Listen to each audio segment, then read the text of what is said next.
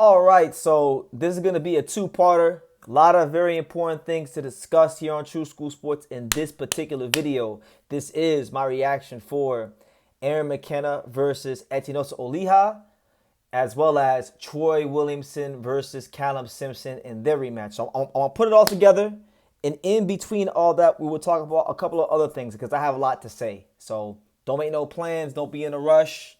Get your popcorn ready and spend some time with your boy BT as we try to recap and make sense of these fights and what they really mean in the grand scheme of things in this fight game. So we'll start with Aaron Mckenna versus Etinosa Oliha, Zuffa Boxing, because they fought for a world title. Now, which world title? We don't know because the commentators, Max Kellerman, Andre Ward, and the very lovely, equally talented Molly Karam, they refused to acknowledge which world title was on the line. So, some of you guys out there may not know which title was being fought for between the Irishman and the Italian. Well, let me tell you guys, it was the vacant IBF title because the commentators refused to let the world know what was really going on, what that red trinket was that Aaron Mckenna won. So the result of the fight is Aaron Mckenna winning a clear, decisive, unanimous decision victory over Oliha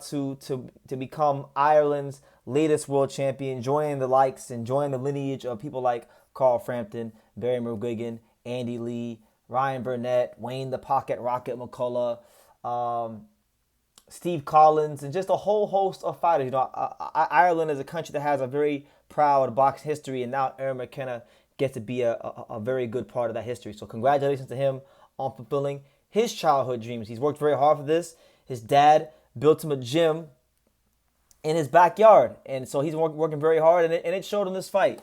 And the fight nearly went 100% according to script. I thought Mckenna would drown Oliha late and stop him.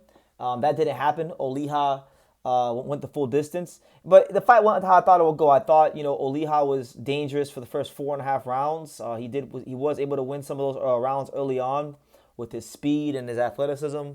But once the fight caught a rhythm and Aaron Mckenna caught his rhythm, he dominated from all three ranges. When he wanted to box on the outside, he could box on the outside. When he wanted to box in mid-range and counter, he could lead and end the exchanges in the mid-range. And then when he got to the inside, he just had a certain know-how about himself on the inside with the lead hand control, the framing with the head, and just wasn't a whole lot of crude boxer like Oliha could do with Mckenna as the fight wore on. So as the was it Dennis Green once said in the NFL press conference like 20 years ago, Aaron Mckenna is who I thought he was. They were who he thought they were. Both fighters were who he thought they were. Mckenna was more polished, more versatile, had more answers. Oliha was raw, crude, and ran out of ideas after about 4 or 5 rounds. So Mckenna wins the fight. Good way to win your first world title. Definitely want to give that young man his due because it's not easy to achieve anything on this level. But the fight went according to script. Now, what's next for Aaron Mckenna? Well, obviously with him winning the IBF title, he has a mandatory defense, and that mandatory defense is due against Amari Jones from the Bay Area, Virgil Hunter's fighter. And Amari's been a guy that, if you've been following the American boxing scene for all these years, for the last 5-6 years, you'd know about him. He's a promising young talent. He is a Golden Boy Promotions fighter. He is promoted by Oscar De La Hoya. Oscar's been shooting up at the mouth on Twitter about Amari fighting for the world title next. That's going to present a very intriguing scenario, as I laid out in my last video about Mckenna and Oliha. Will Dana White and Oscar work together on a fight that's not going to generate as much money as Conor Benn versus Ryan Garcia? Because for Conor Benn versus Ryan Garcia, it's a little bit easier to let bygones be bygones because it's a fight that's going to generate a lot of money. Does Mckenna and Amari Jones bring in the same kind of money? I don't think so. So that'll be very intriguing to watch. And if the fight does get made, who do you make the favorite? Because Mckenna, I think he showed a lot in this fight. I'm not gonna get as carried away as Max Kellerman, and we'll get to Max in a second. But I thought he boxed pretty well. I thought he showed a certain level of class and know-how in all the ranges. And Amari will have an advantage in the speed department, the footwork department. I think he punches a little bit harder. But I think for what Mckenna may not have in those departments, he makes up for with his know-how. He does have a certain know-how about him at all three ranges. And so I think that fight's very close. I'd have to really marinate on that fight more. Right now, I would probably slightly lean towards Amari Jones, but I think it's a good fight. It's a good competitive fight, and definitely one that the middleweight division needs. So you have that. So overall, good fight. I don't want to make more of it than what it really is. It was Aaron Mckenna showing what he was in the middleweight division, and Oliha showing what he was in the middleweight division. And nothing really surprised me in the fight, to be honest with you. So yeah, that's that. As far as other stuff in the card, you had Callum Walsh taking on Tyler Denny. And I don't want to spend too much time on this one, but Callum Walsh, he's a guy that's been getting pushed for a long time. I was covering his fights here when he fought, when he was fighting on UFC Fight Pass, and Dana White was heavily involved with his career even back then, before Zuffa boxing really became a thing. And Callum Walsh, they've been giving him like big primetime slots. Like he was the co-main event on the Crawford Canelo card when he fought, what's his name, Vargas Jr., Fernando Vargas Jr. Now he's the co-main event here against Tyler Denny. Now Tyler Denny, good solid fighter on the British level, right? But we saw what his level was when he fought Hamza Shiraz and got packed up in like, what was it, a round or two? The guy has one knockout in like 28 fights.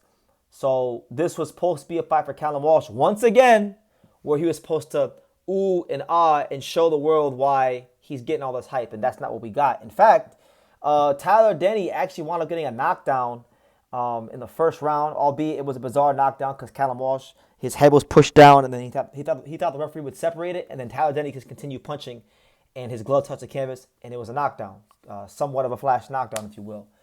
Then Callum Walsh responded with a knockdown in the second round, and then the fight pretty much just turned into Callum Walsh outboxing Tyler Denny, and he cruised to a point decision. So he wins, yes, but he doesn't ooh and ah and give people the kind of performance to remember anything about. And I'm gonna quote YouTube legend and Philadelphia's finest, one of the best YouTube channels out there, a guy that I got a lot of respect for, my main man, T Street Controversy. Make sure you guys go subscribe to T Street Controversy. I think he said it best on his Twitter account. He said, and I quote, "No matter how much they try to push Callum Walsh, he's just not that guy." And I agree with that. Callum Walsh, I'm sure, is a nice guy. He's got average punching power or slightly above average on punching power, but he's had a couple of fights against, bottom of the barrel guys in this weight class, and he's not really showing the kind of class that you need to show at this stage. So, I mean, I would really wish they would stop putting him in big-time slots because it's really sucking the excitement out of these events. They got to demote him until he can prove that he deserves that spot, and that's just the case. That's just what it is. And I got nothing against Callum Walsh, but that's just calling it fair and calling it honest. Before I even get into like Callum Simpson and Troy Williamson, I gotta camp out on this real quickly because Max Kellerman's commentary tonight was absolutely abysmal. It was terrible. And right now, guys, like I'm 31 years old. I'm at a space in my life where I don't like talking negative about people or putting people down. But certain things you got to be honest and fair and just about. And Max Kellerman's company man ways with Zuffa Boxing are out of control. I mean, on Zuffa Boxing 1, he called Callum Walsh. He compared Callum Walsh to Roy Jones Jr. And on this show alone, on Zuffa Boxing 10, Max Kellerman literally referred to Stephen Mckenna. He said that Stephen Mckenna reminds us, the viewing audience, and himself of Iran Barkley.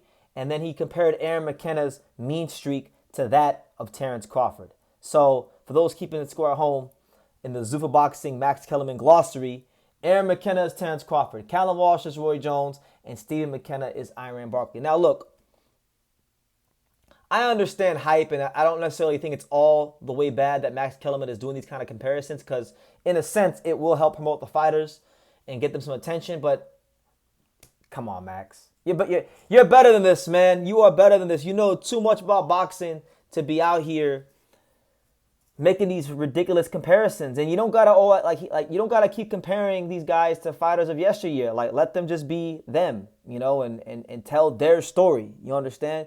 You don't gotta do all that. If Aaron McKenna is supposed to be Terrence Crawford, and I'm not trying to down McKenna because I thought he had a good performance. If Aaron McKenna is supposed to be Terrence Crawford would have stopped a guy like that in 6 rounds. He would have stopped. Terrence Crawford would have stopped an Etinosa Oliha in like 6 rounds. He stopped guys better than Etinosa Oliha, like Julius Ndongo, in less than that. So it's too much. You're doing way too much, and and to be honest, I'm not even sure that's the worst thing Max Kellerman said about Aaron McKenna. He pretty much stated that Aaron McKenna was so good, and because of Aaron McKenna's size and his range, and I understand styles make fights, but he said not only is Aaron McKenna quite possibly the best middleweight in the world, but he said that he's not so sure that even the top guys at 154 pounds beat him. And he mentioned Jaron Ennis and Sebastian Fundora, and it's like, bro, let the young man just enjoy being a world champion. Stop throwing his name around where it doesn't belong. He's not beating no damn Jaron Ennis, all right? Good fighter, good boxer. Maybe you could give him some fits, but we know he's not beating a Jaron Ennis. Stop it. And it's just too much. It's too much. And, for all the Philadelphia fans and the Jaron Ennis fans that get on my head whenever I say things that you think are unfavorable towards Jaron Ennis, make sure y'all get on Max Kellerman the same way you guys get on my head, because I think that's blasphemous. He beat a cannon fodder, lower ranked opponent, or just a cannon fodder opponent in the rankings to win a vacant title. Let's not make more of this than what it is, with all due respect to Etinosa Oliha. Let's not make more of this than what it is. And Max Kellerman is leading a lot of people astray. And it's a shame to see, because,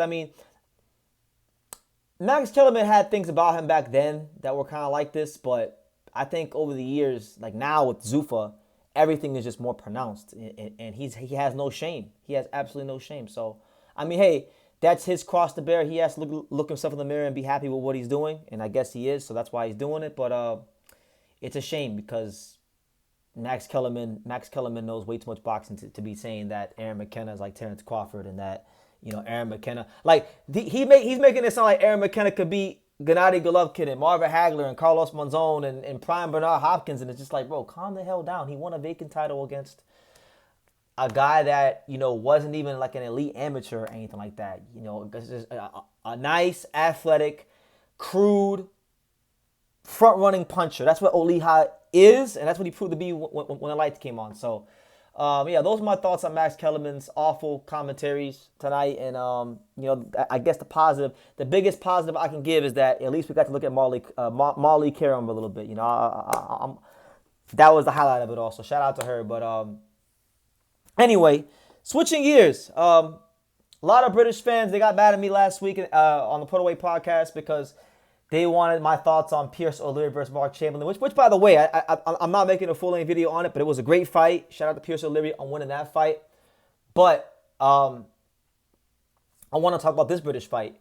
You had the Trojan, Troy Williamson, one of the best fringe contenders, one of the most exciting fringe contenders, and definitely one of the more exciting British fighters of the last half decade or so. He was taking on Callum Simpson. And this is a rematch of their fight from roughly, 8 or 9 months ago. And that was a fight where Callum Simpson was, he was chugging along. Callum Simpson wasn't even that far removed from beating Zach Chelly. And that wins age well, because Zach Chelly went on to knock out Dan Morrell Jr. But Troy Williamson wound up stopping Callum Simpson in the latter stages of that fight. That was a fight that Callum Simpson was supposed to win. He didn't do it. So this is a rematch. And, it was a fun fight. It was a really fun fight.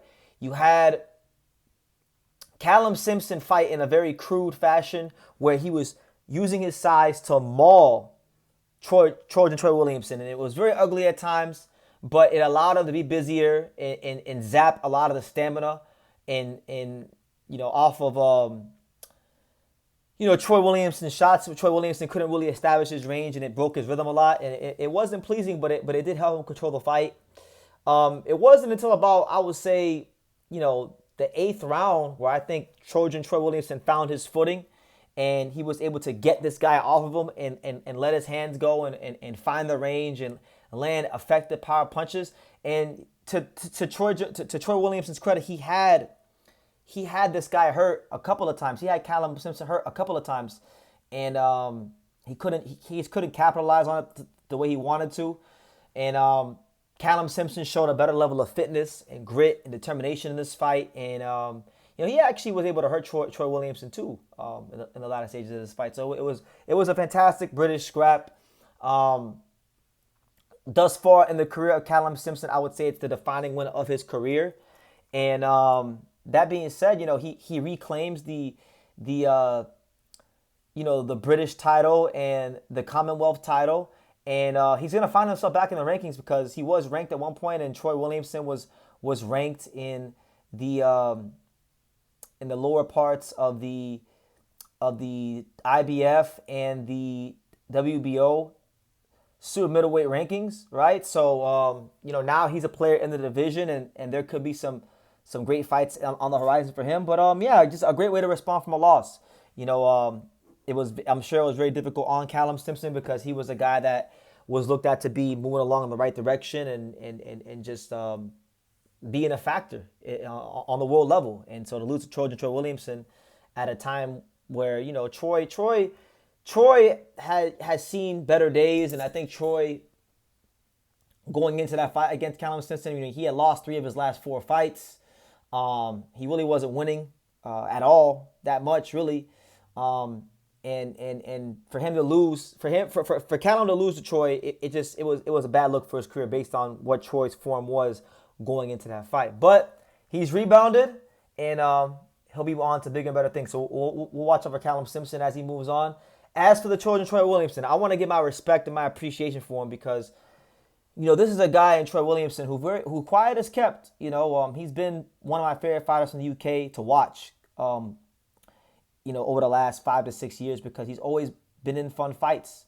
Like the Harry Scarr fight, the Ted Cheeseman fight was really fun. You look at his resume: Ted Cheeseman, Harry Scarr, Josh Kelly, Kalmi Ogjako, Jahai Tucker, Callum Simpson. He lost some, he's won some, but he's always been worth our time, our energy, and definitely in our attention. And when you look at the space of Troy Williamson's career at this moment in time, I mean, going back to the Josh Kelly fight, he's lost 1, 2, 3, 4, 5. He's lost 5 of his last 8 fights. And, he's 34 years old now. He has shown that he has that ability to rebound in his career. And I'm sure people will always want to see him fight because he's always in good fights. But how much further can Troy Williamson really go? We don't know. So I think, I don't know. I'm not judge. I'm not jury. I'm the executioner. And I didn't tell Troy Williamson when to start boxing, so I can't really tell him when to finish. But I definitely sense that the end could be near for the Trojan.